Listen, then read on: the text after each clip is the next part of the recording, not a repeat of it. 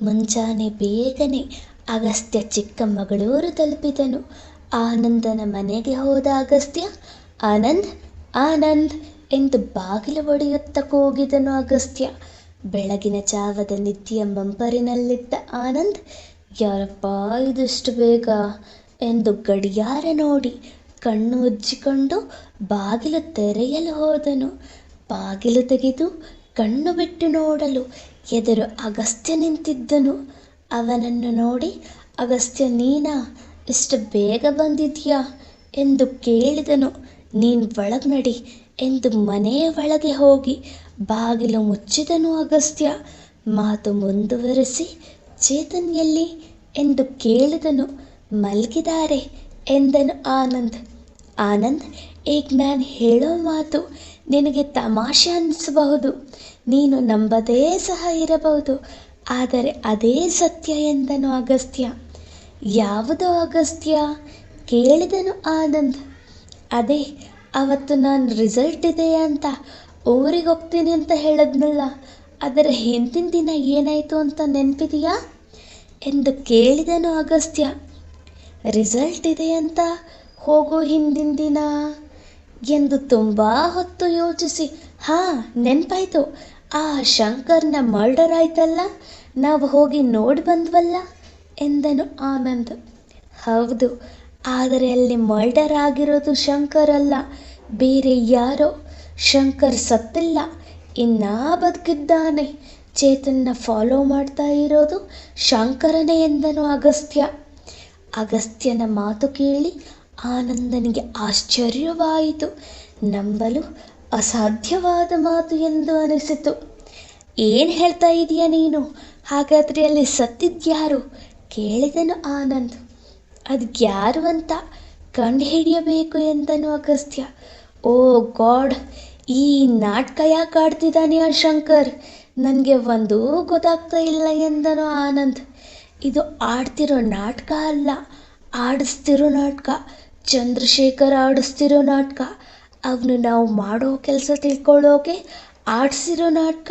Mostly Chetan ನಿನ್ನ ಜೊತೆ ಬರ್ತಿರೋದನ್ನು ನೋಡಿ ಮುಂದೆ ನಾವೇನು ಮಾಡ್ತೀವಿ ಅಂತ ತಿಳ್ಕೊಳ್ಳೋಕೆ ಶಂಕರ್ ಚೇತನ್ನ ಫಾಲೋ ಮಾಡ್ತಿರೋದು. ಚಂದ್ರಶೇಖರ್ ನಾವು ತಿಳ್ಕೊಂಡಿರುವಷ್ಟು ದೊಡ್ಡ ಅಲ್ಲ, ಅವನು ನಮಗಿಂತ ಬುದ್ಧಿವಂತ ಎಂದನು ಅಗಸ್ತ್ಯ. ಎಷ್ಟೇ ಬುದ್ಧಿವಂತ ಆದರೂ ಒಂದಲ್ಲ ಒಂದು ತಪ್ಪು ಮಾಡೇ ಮಾಡ್ತಾನೆ ಅಲ್ವಾ ಅಗಸ್ತ್ಯ ಎಂದನು ಆನಂದ್. ಹೌದು, ಆ ತಪ್ಪು ಶಂಕರ್ನ ಇಟ್ಕೊಂಡು ನಾವು ಆ ಚಂದ್ರಶೇಖರ್ನ ಆಟ ಆಡಿಸ್ಬೇಕು ಎಂದನು ಅಗಸ್ತ್ಯ. ಅದು ಹೇಗೆ ಎಂದು ಕೇಳಿದನು ಆನಂದ್. ಅದನ್ನು ನಾನು ಹೇಳ್ತೀನಿ. ಬಾಗಿಲ ಬಳಿ ಅಗಸ್ತ್ಯ ಹಾಗೂ ಆನಂದ್ ಮಾತನಾಡುತ್ತಿರುವುದನ್ನು ಕೇಳಿಸಿಕೊಂಡ ಚೇತನ್ ಅವರ ಬಳಿಗೆ ಬಂದನು. ಚೇತನ್ ಮಾತು ಕೇಳಿ ಹಿಂದೆ ತಿರುಗಿ ನೋಡಿದರು ಆನಂದ್ ಹಾಗೂ ಅಗಸ್ತ್ಯ. ಮಾತು ಮುಂದುವರೆಸಿದ ಚೇತನ್, ನಾನು ಹೇಗಾದರೂ ಮಾಡಿ ಆ ಶಂಕರ್ನ ಸ್ನೇಹ ಮಾಡ್ತೀನಿ. ಅವನಿಗೆ ಗೊತ್ತಿಲ್ಲದೆ ಅವನು ಆ ಚಂದ್ರಶೇಖರ್ನ ಎಲ್ಲ ಪ್ಲ್ಯಾನನ್ನೂ ನನ್ನ ಹತ್ರ ಹೇಳಬೇಕು. ಆ ರೀತಿ ಅವನ ಜೊತೆ ಇರ್ತೀನಿ. ಒಂದು ಸರಿಯಾದ ಸಮಯ ನೋಡಿ ಅವನ್ನ ನಿಮ್ಮ ಹತ್ರ ಕರ್ಕೊಂಡು ಬರ್ತೀನಿ ಎಂದು ಹೇಳಿದನು ಚೇತನ್. ಚೇತನ್ ಮಾತು ಕೇಳಿ ಸಂತೋಷಗೊಂಡ Agastya. Thanks Chetan, thank you so much. ನನ್ನ ಪರ್ಸ್ನಲ್ ಕೆಲಸದಲ್ಲಿ ನೀವು ಈ ರೀತಿ ಹೆಲ್ಪ್ ಮಾಡ್ತಿರೋದು ನನಗೆ ಬಹಳ ಖುಷಿಯಾಯಿತು ಎಂದನು. ಪರವಾಗಿಲ್ಲ ಸರ್, ಇಟ್ಸ್ ಮೈ ಪ್ಲೆಷರ್. ನೀವು ನನಗೆ ಎಷ್ಟು ಹೆಲ್ಪ್ ಮಾಡಿದ್ದೀರಾ, ನಾನು ಅದನ್ನು ಮರ್ತಿಲ್ಲ. ಇನ್ನು ನನ್ನದೊಂದು ಪುಟ್ಟ ಸೇವೆ. ಆದರೂ ನೀವು ನನಗೆ ಥ್ಯಾಂಕ್ಸ್ ಹೇಳಬೇಕು ಅಂತ ಇದ್ದರೆ ನಿಮ್ಮ ವೈಫ್ ಮನೆಗೆ ಊಟಕ್ಕೆ ಕರ್ಕೊಂಡು ಹೋಗಿ, ಅವರೇ ನಿಮ್ಮ ಜೊತೆ ಬರೋಕೆ ಇನ್ವೈಟ್ ಮಾಡಿರೋದು ಎಂದನು ಚೇತನ್. ಚೇತನ್ ಮಾತು ಕೇಳಿದ ಅಗಸ್ತ್ಯ ಆನಂದನನ್ನು ನೋಡಿದನು. ದಾರಿಯಲ್ಲಿ ಬರುವಾಗ ಅಪೇಕ್ಷೆ ಸಿಕ್ಕಿದ್ಲು, ಆಗ ಅವಳೇ ಮನೆಗೆ ಬನ್ನಿ ಅಂತ ಹೇಳಿದ್ದು ಎಂದು ತನ್ನ ತಲೆಯ ಮೇಲೆ ತಾನೇ ಹೊಡೆದುಕೊಂಡು ನಿಂತನು Anand.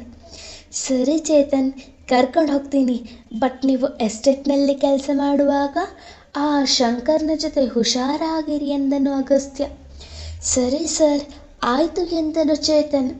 Agastya, night full journey ಮಾಡಿದ್ಯಾ, ಹೋಗಿ ರೆಸ್ಟ್ ಮಾಡು ಎಂದನು ಆನಂದ್. ಅಗಸ್ತ್ಯ ಮಲಗಲು ಹೊರಟನು. ಆಗಲೇ ಸಮಯವಾಗಿದ್ದರಿಂದ ಚೇತನ್ ತನ್ನ ಕೆಲಸಕ್ಕೆ ಹೊರಡಲು ತಯಾರಾದನು. ಅಗಸ್ತ್ಯನಿಗೆ ಹೇಳಿದಂತೆ ಮೊದಲು ಶಂಕರ್ನನ್ನು ಪರಿಚಯ ಮಾಡಿಕೊಳ್ಳಲು ನಿರ್ಧರಿಸಿದನು. ಹಾಗೆ ದಾರಿಯಲ್ಲಿ ನಡೆದು ಹೋಗುವಾಗ ಮತ್ತೆ ಶಂಕರ್ ತನ್ನನ್ನು ಹಿಂಬಾಲಿಸಿ ಬರುತ್ತಿರುವುದು ಚೇತನ್ಗೆ ಅರಿವಾಯಿತು. ಹಾಗೆ ಬೇಕು ಬೇಕಂತಲೇ ತಟ್ಟನೆ ನಿಂತನು. ಶಂಕರನಿಗೆ ವಿಚಿತ್ರವೆನಿಸಿತು. ಒಂದು ಮರದ ಹಿಂದೆ ಅವಿತು ನಿಂತನು. ಚೇತನ್ ಹಿಂದೆ ನಡೆಯಲು ಪ್ರಾರಂಭಿಸಿದ.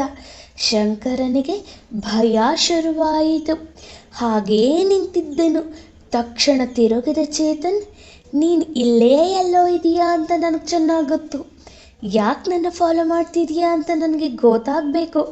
ನಾನು ನಿನ್ನ ಗೆಳೆಯ ಆಗಬೇಕು ಅಂತ ಅಂದ್ಕೊಂಡಿದ್ದೀನಿ. ನನಗೆ ಅಂತ ಈ ಊರಲ್ಲಿ ಯಾರೂ ಇಲ್ಲ. ನೀನು ನನ್ನ ಜೊತೆ ಆದರೆ ಇಬ್ಬರೂ ಎಂಜಾಯ್ ಮಾಡಬಹುದು. ನಿನಗೆ ಎಷ್ಟು ಬೇಕೋ ಅಷ್ಟು ಎಣ್ಣೆ ಕೊಡಿಸ್ತೀನಿ.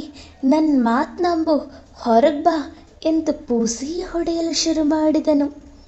ಚೇತನ್ ಮಾತುಗಳನ್ನು ಕೇಳಿಸಿಕೊಂಡ ಶಂಕರ್ ನಿಧಾನವಾಗಿ ಮರದ ಹಿಂದೆಯಿಂದ ಮುಂದೆ ಬಂದನು. ಅವನನ್ನು ನೋಡಿದ ಚೇತನ್, ಓ ನೀನೇನಾ ನನ್ನ ದಿನ ಫಾಲೋ ಮಾಡ್ತಾ ಇದ್ದಿದ್ದು ಎಂದು ಕೇಳಿದನು. ಹೌದು ಎನ್ನುವಂತೆ ಶಂಕರ್ ತಲೆ ಆಡಿಸಿದ. ಯಾಕೆ ನನ್ನ ಫಾಲೋ ಮಾಡ್ತಿದ್ದೆ? ಮಾತಾಡೋಕೆ ಬರಲ್ವಾ ಎಂದು ಕೇಳಿದನು ಚೇತನ್.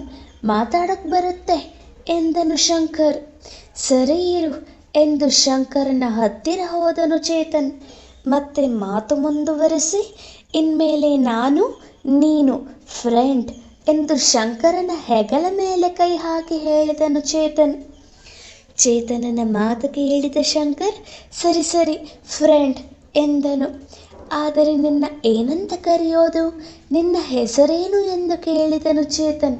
ನನ್ನ ಹೆಸರು ಶಂಕರ್. ನಿಮ್ಮ ಹೆಸರು ಎಂದನು ಶಂಕರ್. ನನ್ನ ಹೆಸರು ಚೇತನ್ ಎಂದನು. ಓ ಬೆಂಗಳೂರು ಪಟ್ಟಣದವರಾ ನೀವು ಎಂದು ಕೇಳಿದನು ಶಂಕರ್. ಹೌದು, ನಿನಗೆ ಗೊತ್ತಾಯಿತು ಕೇಳಿದನು ಚೇತನ್. ನಿಮ್ಮ ಹೆಸರು, ನಿಮ್ಮ ಭಾಷೆ, ನಿಮ್ಮ ಬಟ್ಟೆ ನೋಡಿದ್ರೆ ನಾನೇ ಅಲ್ಲ ಯಾರು ಬೇಕಾದರೂ ಹೇಳ್ತಾನೆ ಎಂದನು ಶಂಕರ್. ಓ ವೆರಿ ನೈಸ್, ಸರಿ ಬಾ ಕೆಲ್ಸಕ್ಕೆ ಹೋಗೋಣ ಎಂದನು ಚೇತನ್. ನಾನೇನು ಕೆಲಸ ಮಾಡಲಿ, ಬರೀ ನಿಮ್ಮನ್ನು ನೋಡ್ಕೋ ಅಂತ ಹೇಳಿರೋದು ಅಷ್ಟೇ ಎಂದನು ಶಂಕರ್. ಯಾರು ಹೇಳಿದ್ದು ಕೇಳಿದನು ಚೇತನ್. ಅದೇ ಎಂದು ಅರ್ಧಕ್ಕೆ ಮಾತು ನಿಲ್ಲಿಸಿ ಗುಟ್ಟಾಗಿ, ಸಂಜೆ ಎಣ್ಣೆ ಅಂಗಡಿ ಹತ್ರ ಬಾ, ಎಲ್ಲ ವಿಚಾರ ಹೇಳ್ತೀನಿ ಎಂದು ಅಲ್ಲಿಂದ ಹೊರಟನು ಶಂಕರ್. ಬರ್ತೀನಿ ಕಣೋ, ಬರ್ತೀನಿ. ನಿನ್ನ ಹತ್ರ ಎಲ್ಲ ವಿಷಯ ತಿಳ್ಕೊಳ್ಳುವವರೆಗೂ ನಿನ್ನ ಜೊತೆ ಇರ್ತೀನಿ ಎಂದನು ಚೇತನ್.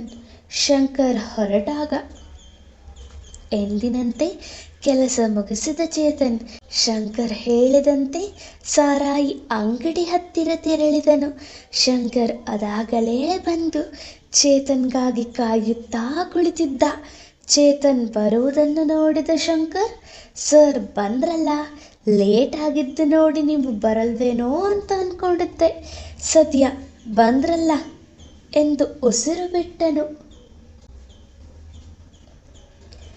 ನೀನಾಗೇ ತಗಲಾಕೊಂಡಿರುವಾಗ ಇಂತಹ ಅವಕಾಶನ ನಾನು ಮಿಸ್ ಮಾಡ್ಕೋತೀನೇನೋ ಕುಡುಕ. ನಿನ್ನ ಹತ್ರ ಎಲ್ಲ ಸತ್ಯ ತಿಳ್ಕೊಂಡು ನಿನಗೆ ಮತ್ತೆ ಆ ಚಂದ್ರಶೇಖರ್ಗೆ ಒಂದು ಗತಿ ಕಾಣಿಸ್ತೀನಿ ಎಂದುಕೊಂಡನು ಮನಸ್ಸಿನಲ್ಲಿ ಚೇತನ್. ಚೇತನ್ ಸುಮ್ಮನೆ ನಿಂತಿರುವುದನ್ನು ನೋಡಿದ ಶಂಕರ್, ಸರ್ ಇದ್ಯಾಕೆ ನಿಂತಿದ್ದೀರಿ ಎಂದು ಕೇಳಿದನು. ಏನಿಲ್ಲ ಶಂಕರ್, ನಡೀರಿ ಒಳಗೆ ಹೋಗೋಣ ಎಂದು ಶಂಕರ್ನನ್ನು ಸಾರಾಯಿ ಅಂಗಡಿ ಒಳಗೆ ಕರೆದುಕೊಂಡು ಹೋದನು ಚೇತನ್. ಶಂಕರ್, ನಿನಗೆ ಏನು ಬೇಕೋ ಅದನ್ನು ತಗೋ, ಎಂಜಾಯ್ ಮಾಡು ಎಂದನು ಚೇತನ್. ಸರ್ ನಿಜವಾಗ್ಲೂ ನನಗೇನು ಬೇಕೋ ಅದೆಲ್ಲ ತಗೊಳ್ಳ ಕೇಳಿದನು ಶಂಕರ್. ಹಾಂ ಕಣ್ರಿ, ತಗೊಳ್ಳಿ, ನಿಮಗೆಷ್ಟು ಬೇಕೋ ಅಷ್ಟು ಕುಡೀರಿ ಎಂದನು ಚೇತನ್. ಸರ್ ದುಡ್ಡು ಎಂದು ಸಂಕೋಚದಿಂದ ಕೇಳಿದನು ಶಂಕರ್. ದುಡ್ಡಿನ ಬಗ್ಗೆ ಯಾಕೆ ಯೋಚನೆ, ಅದೆಲ್ಲ ನಾನು ನೋಡ್ಕೋತೀನಿ. ಯಾರಪ್ಪ ಅಲ್ಲಿ, ಇಲ್ಲಿಗೆ ಬಾ ಎಂದು ಕೆಲಸದವನನ್ನು ಕರೆದು, ನೋಡಿ ಇವರು ಏನೇನು ಕೇಳ್ತಾರೆ ಅದೆಲ್ಲ ಕೊಡಿ ಎಂದನು ಚೇತನ್. ಸಿಕ್ಕಿದ್ದೇ ಚಾನ್ಸ್, ಹೊಟ್ಟೆ ತುಂಬ ಕುಡ್ಕೊಂಡು ನೆಮ್ಮದಿಯಾಗಿ ನಿದ್ದೆ ಮಾಡಬೇಕು ಎಂದು ಒಳಗೊಳಗೆ ಸಂತೋಷಪಟ್ಟನು ಶಂಕರ್. ಶಂಕರ್, ನಿನಗೆ ಏನು ಬೇಕು ಹೇಳು ಎಂದು ಕೇಳಿದನು ಚೇತನ್. ಶಂಕರ್ ತನಗೆ ಬೇಕಾಗಿರುವ ಎಲ್ಲವನ್ನೂ ಆರ್ಡರ್ ಮಾಡಿದನು. ಮತ್ತೆ ಶಂಕರ್, ನೀವು ಹೇಳಿದ್ದೆಲ್ಲ ಬರೋದಕ್ಕೆ ಇನ್ನೂ ಸಮಯ ಇದೆ. ಅಲ್ಲಿವರೆಗೂ ನೀವು ಯಾಕೆ ನನ್ನ ಫಾಲೋ ಮಾಡ್ಕೊಂಡು ಬಂದ್ರಿ? ಯಾರು ನಿಮ್ಮನ್ನು ಫಾಲೋ ಮಾಡೋಕ್ಕೆ ಕಳಿಸಿದ್ದು ಅಂತ ಹೇಳಿ ಎಂದು ಕೇಳಿದನು ಚೇತನ್. ಸರ್, ನನಗೆ ಯಾರ ಹತ್ರನೂ ಯಾವ ವಿಷಯನೂ ಹೇಳ್ದವನಲ್ಲ. ನೀವೇನೋ ನಮಗೆ ಅಮೃತ ಕೊಡಿಸ್ತಿದ್ದೀರಾ ಅಂತ ಹೇಳ್ತಾ ಇದ್ದೀನಿ. ನೀವು ಯಾರ ಹತ್ರನೂ ಹೇಳಬಾರ್ದು. ನನಗೆ ಈ ಕೆಲಸ ಕೊಟ್ಟಿದ್ದೇ ಆ ಚಂದ್ರಶೇಖರ್. ಆ ಆನಂದನ ಮೇಲೆ ಒಂದು ಕಣ್ಣಿಟ್ಟಿರು ಅಂತ ಹೇಳಿ ಹೋಗಿದ್ರು ಚಂದ್ರಶೇಖರ್ ಸರ್. ಆದರೆ ಆನಂದನ ಜೊತೆ ನಿಮ್ಮನ್ನು ನೋಡಿ ಚಂದ್ರಶೇಖರ್ ಸರ್ಗೆ ಫೋನ್ ಮಾಡಿ ಹೇಳಿದೆ. ಆಗ ಅವರು ನಿಮ್ಮನ್ನು ಫಾಲೋ ಮಾಡೋಕೆ ಹೇಳಿದ್ರು ಎಂದನು ಚೇತನ್. ಅಷ್ಟರಲ್ಲಿ ಶಂಕರ್ ಹೇಳಿದ ಎಲ್ಲ ಪದಾರ್ಥಗಳು ಅವನ ಮುಂದೆ ಬಂದವು. ವಿಷಯ ತಿಳಿಸುತ್ತಿದ್ದ ಶಂಕರ್ ಅವುಗಳನ್ನು ನೋಡಿ ಕಳೆದು ಹೋದನು.